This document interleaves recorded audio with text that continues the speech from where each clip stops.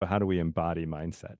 Well, if you're asking somebody to do something difficult, for example, like experiment in something risky, then you need to do it yourself. You need to Mm, show them how to do that. You need to be explicit about how you're looking at the situation, the assumptions that you're making, what you're prepared to test and bust in terms of assumptions, and how you're feeling about that.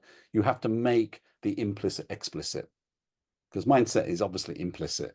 You know, right. people can draw all sorts of conclusions about it. So actually talking about how you feel, think, and see is the second move because I think all intelligences are embodied. In other words, how you think, your emotional intelligence, your intellectual intelligence, they don't operate just in your brain. They operate brain body. And so there's a vast amount of information that you have access to, and it will improve your judgment, improve your relationships, and improve your problem solving if you recognize that. And that's where starting to just tune into those things creates a flow of information between the body and the brain, which is incredibly helpful to build mindsets.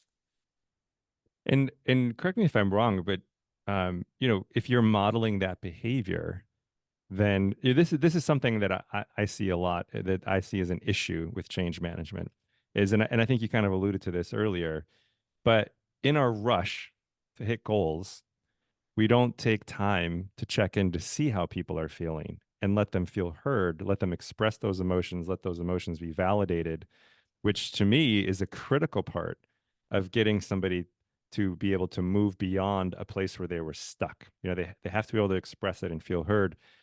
So correct me if I'm wrong, but that's a bit of what you I'm imagining is a side effect of this, right? If I as a leader, as I'm about to do something that is a little scary, it may be a little risky, and I explain this is how I'm thinking about it. These are the risks that I see. These are the assumptions that I'm making, and this is how I feel. Then we're modeling the behavior. We're creating that safe space for team members to do the same, right? As if we're about to do, we lay out this, hey, we're going in this new direction. But before we go, let's check in. How are you thinking about this? How are you feeling about this? And we're creating space for them to do that. Would you say that that's kind of a key piece of this? Yeah, absolutely agree. And I think this is it feels deeply counterintuitive to what you're experiencing when you're time poor, when you've got a big project, when you've got lots of interdependencies and so on.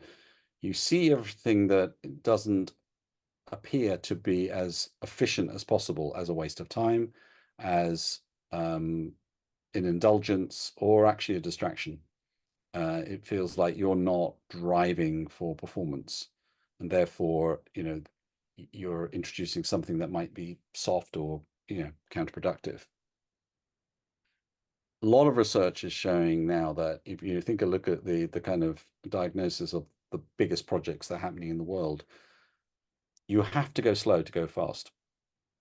Every time you go fast, you end up going slow.